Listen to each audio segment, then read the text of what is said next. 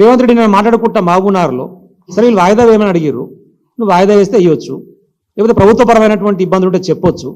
కనీసం టెట్కు డిఎస్సికి 45 రోజుల మినిమం గడువు ఉండాలి అనేటువంటి సోయి లేదు, చదువు రాదు నీకు. మనం ఏం చదివినో, బిఏ చదివినో, ఏం చదివినో అది కూడా చదివినో సకా నాకు తెలియదు. అసలు డిఎస్సి అంటే స్పెల్లింగ్ తెలుసో లేదో, అబ్రివేషన్ తెలుసో లేదో కూడా నాకు తెలియదు. నోటికి ఏదో వస్తుంది మాట్లాడతావు. నిన్న మాట్లాడుకుంటే ఏమంటాడు, అందరిని అవమానించే విధంగా సన్యాసులేమో వాయిదా వేయాలంటారు, చదువురాని వాళ్ళు లొల్లి చేస్తారు.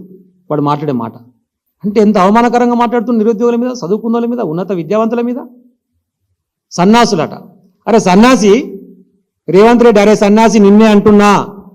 మరి నువ్వు ఆ రోజు నిరుద్యోగుల కోసం రాహుల్ గాంధీని తీసుకొని అశోక్ నగర్ తిప్పినప్పుడు మరి ఆ రోజు రాహుల్ గాంధీ సన్యాస లేకపోతే రేవంత్ రెడ్డి గారి సన్యాస అని అడుగుతున్నాను.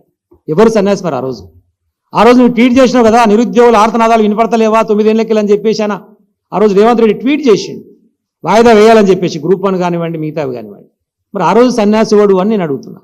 నిరుద్యోగులను పట్టుకొని వాళ్ళ ఆర్తనాదాలను పట్టుకొని వాళ్ళని అవమానించే విధంగా సన్యాసులను మాట్లాడతాడు. లేకపోతే ఆయన మాట్లాడే మాట ఏంది, కేటీఆర్ గారినో హరీష్ రావు గారినో జయమందరు దీక్ష యూనివర్సిటీకి వచ్చి వాళ్ళు దీక్ష చేసుకుంటే, ఆమరణ దీక్ష చేసుకుంటే చచ్చిపోతే పీడబోతుందని మాట్లాడతాడు. ఒక ముఖ్యమంత్రి వారను నాకు అర్థం కాదు. గిదా మాట్లాడే మాటలు నోటికి. చచ్చిపోమన్నా కోరేది నువ్వు మనుషులని. చేయలేదా మేము ఉద్యమాలు, చేయలేదా మేము దీక్షలు? కేటీఆర్ గారు చేయలేదా, హరీష్ రావు గారు చేయలేదా? ఇక్కడ వేదిక మీద కూర్చున్నటువంటి మా మిత్రులు అందరం కలిసి చేయలేదా? మేము అందరం దీక్షలు చేసిన వాళ్ళమే, 100 కేసులు పెట్టుకున్నలమే, జైల్లోకి పోయినలమే తెలంగాణ ఉద్యమం కోసం. అప్పుడు నువ్వేం చేస్తున్నావు? చంద్రబాబు నాయుడు సంఖ నాకుతున్నావు. ఏడు అప్పుడు నువ్వు తుపాకి పట్టుకొని తెలంగాణ వద్దు సమైక్యాంధ్ర కావాలని తిరిగినావు. నీకు ఉద్యమ నేపథ్యము లేదు, ఉద్యమాల గురించి తెలియదు, ఉద్యమకారులను అవమానిస్తావు, నిరుద్యోగులను అవమానిస్తావు.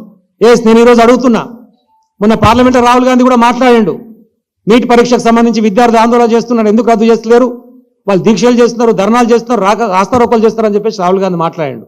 అంటే ఇప్పుడు నువ్వు అనేది ఏంది, ఇప్పుడు రాహుల్ గాంధీని కూడా ఆమరణ దీక్ష చేయమని చెప్పి నీటి గురించి నువ్వు ఆయనకు చెప్తావా? మరి రాహుల్ గాంధీని కూడా దీక్ష చేసి చచ్చిపోమని అంటున్నావు అన్నట్టు.